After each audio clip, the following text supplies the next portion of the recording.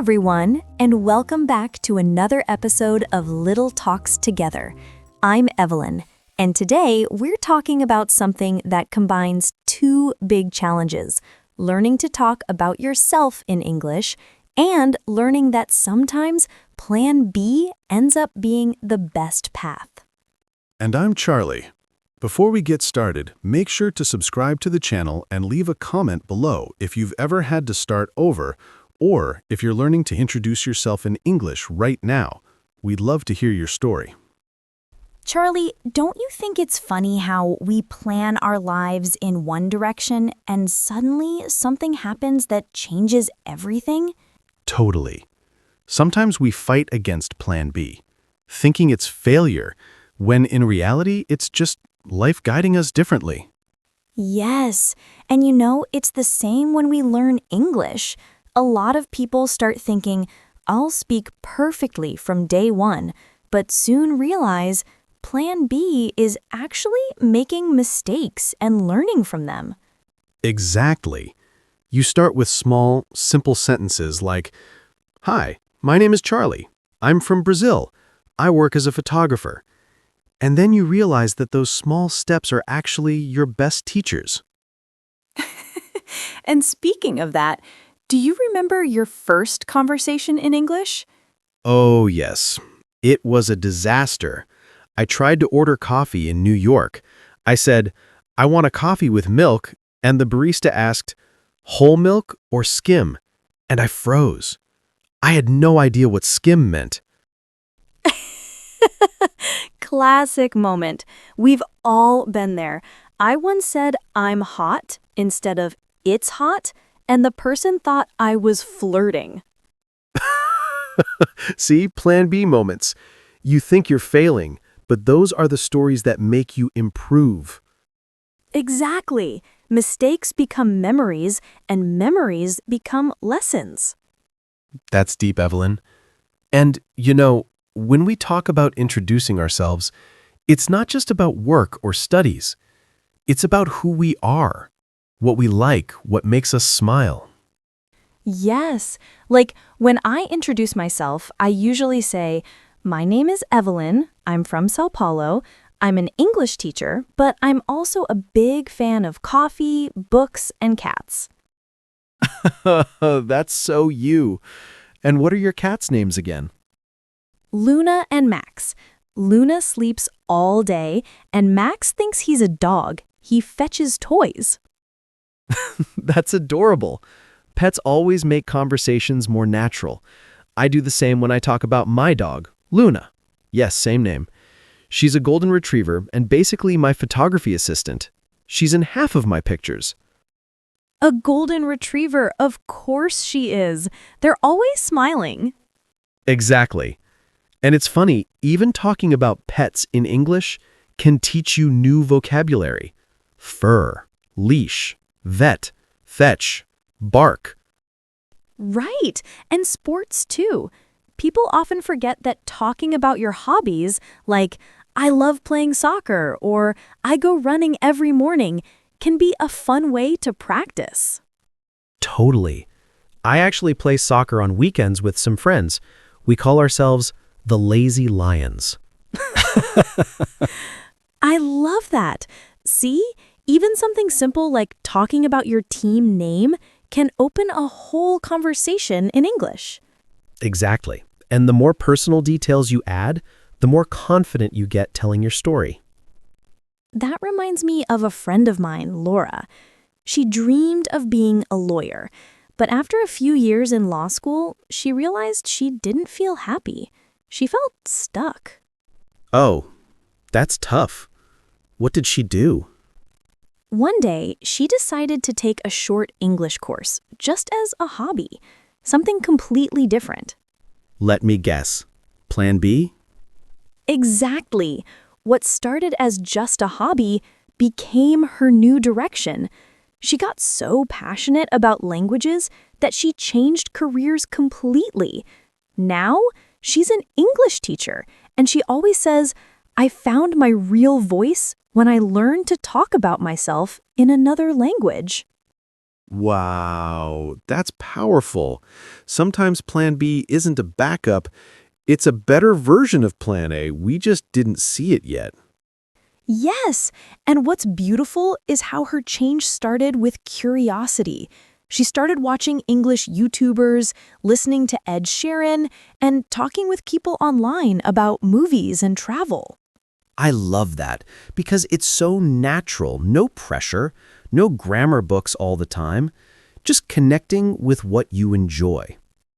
Exactly. And it's funny, she told me that at first she couldn't even say, I like to travel, but she kept going. Then, one day she realized, hey, I can actually express myself. That's the best moment, right? When you stop translating in your head and start feeling the language. Yes, like when you watch a movie and laugh before the subtitles show up, that's a sign you're really understanding. True. Do you remember your first English movie without subtitles? Yes, Friends. I probably understood 30%, but it was so fun. I started repeating their expressions like, how you doing? In Joey's voice, of course. Classic. Mine was Spider-Man. I was so proud when I understood, with great power comes great responsibility. I wrote it in my notebook like it was philosophy class. That's actually a great quote. And you know what? English learning is full of those small victories. They build your confidence. Exactly. Like when you manage to make small talk with someone while waiting in line for coffee or at the airport. Yes, that's a big one. People underestimate how important small talk is, like saying, how's your day going? Or that's a cute dog. It's part of real connection. And sometimes those small moments become memories that shape you. Like Laura's English course. It started as Plan B, but it changed her life completely. So here's a simple practice you can try right now, even if English wasn't your first plan. Start small. Hi, my name is Laura. I'm from Brazil. I used to study law, but now I'm an English teacher. I love reading mystery books and going to the gym on weekends. Look at that. She's literally telling her story through her Plan B. And it's beautiful because it's true. You don't need fancy words, you need authenticity. Your story, your accent, your journey, that's what makes your English unique. Exactly. Learning to talk about yourself is not only about grammar or vocabulary, it's about owning your story, even when it took a different route than you expected. So next time someone asks, tell me about yourself. Don't panic. Talk about your hobbies, your pets, your favorite food, your favorite Netflix show. Like, I love cooking Italian food, or I watch Formula One every Sunday. Yes, and speaking of that, Charlie, are you still watching F1? Of course. I'm a big Ferrari fan, even when they lose, which is most of the time. Loyal fans suffer the most. I'm more into tennis lately. Watching it helps me relax and, surprisingly, it's great for learning English expressions like match point or serve and volley. That's awesome. It's cool how learning English connects with everything: sports, music, travel, even social media. Totally. Like when you start following English-speaking influencers or YouTubers, you pick up real-life phrases people actually use, not textbook ones. Exactly. Like, that's so cool, or you nailed it, or no worries. Those are the expressions that make you sound natural. Yes, and they help you sound confident even when you're still learning. You know what, Evelyn? The more we talk about this, the more I realize Plan B isn't just about changing paths, it's about discovering new parts of yourself. I totally agree. When you let go of what you thought had to happen, you start exploring what really makes you happy. Exactly. Like, I never imagined I'd work with photography. My plan A was to be an engineer. What? Really? Yeah, but during college, I started taking photos just for fun, and that hobby became my life. Now I travel, meet people, and even teach others about it. That's amazing. And see, you literally turned your plan B into a beautiful career. Thanks. It's funny because even in photography, English helped me. Most tutorials and camera manuals were in English, so learning it became a tool, not just a subject. Yes, that's something people forget. English is not just a language, it's a bridge. It connects you to information, people, and opportunities you'd never have otherwise. Exactly. Plan B opens doors we didn't even know existed. So, maybe today's reminder is this. Don't be afraid of Plan B, in life or in English. Sometimes the best version of you appears when things don't go as planned. Beautifully said, Evelyn. And to everyone listening, if this episode spoke to you, leave a comment telling us your Plan B story.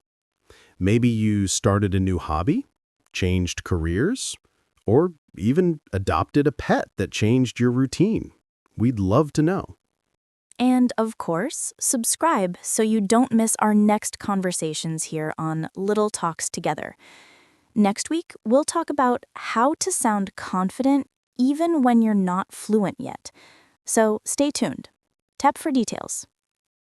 Remember, every time you tell your story, in any language, you grow a little more confident. So go ahead, talk about your dreams, your pets, your music, your Plan B.